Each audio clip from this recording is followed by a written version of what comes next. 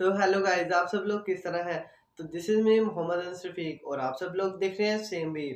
तो आज जिस सॉन्ग ओहो आए तो सॉन्ग नहीं आए तो फिर से कोई स्टोरी लेके आए। ये स्टोरी एक जेलर के ऊपर है जो कि जेल काटता है और ये हर किसी जेल में से फरार हो सकता होता है।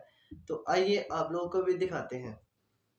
कहानी की शुरुआत होती है कोलोराडो की एक हाई सिक्योरिटी जेल में, जहां रे ब्रेसलिन नाम का एक आदमी कैद था। एक दिन एक कैदी ने उसे जैक्स नाम के एक दूसरे कैदी से बचकर रहने को कहा, क्योंकि जैक्स रे पर हमला करने का प्लान बना रहा था। अगले दिन अपने प्लान के हिसाब से जैक्स ने रे पर हमला कर दिया, लेकिन वो रे के सामने टिक नहीं पाया और आखिरकार रे जीत गया। लेकिन इसी लड़ाई के चक्कर में गार्ड्स ने सजा के तौर पर रे को अलग चेंबर में बंद कर दिया। ये जेल का वो हिस्सा था जहां सबसे खूंखार कैदियों को 24 घंटे कैद में रखा जाता था।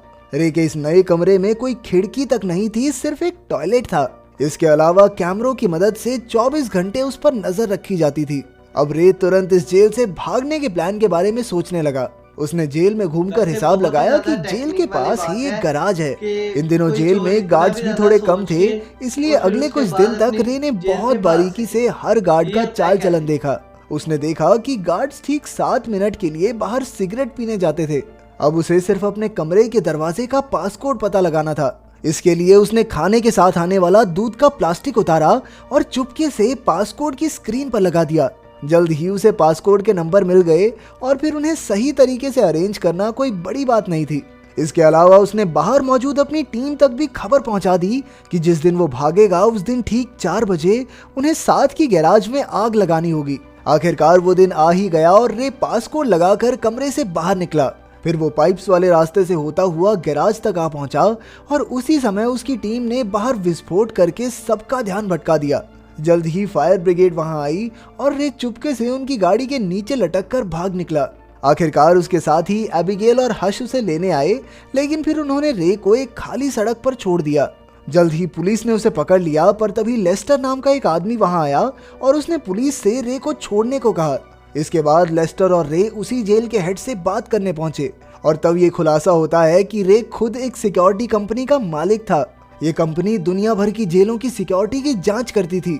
रे कोई अपराधी नहीं था, बल्कि वो तो खुद एक कैदी बनकर सिक्योरिटी की जांच करने जाता था, ताकि जेल के हेड उसमें और सुधार कर सकें। वो इतनी जेलों से भाग चुका था कि अब लोग कहने लगे थे कि भाई ये बंदा तो किसी भी जेल से भाग सकता है। आखिरकार पूरे 5 महीने बाद वो अपने ऑफिस गया, जहां उसने दुनिया की सबसे आसान गेम खेलकर अपने दोस्तों को खुश किया। इसके बाद उसके पार्टनर लेस्टर ने उसे जेसिका नाम की एक लड़की से मिलवाया। वो चाहती थी कि रे दुनिया की सबसे खुफिया और कड़ी सिक्योरिटी वाली जेल की जांच करे, लेकिन उसकी ये शर्त थी कि रे और उसकी टीम को ये जेल कहाँ मौजूद है इस बारे में कोई जानकारी नहीं होगी।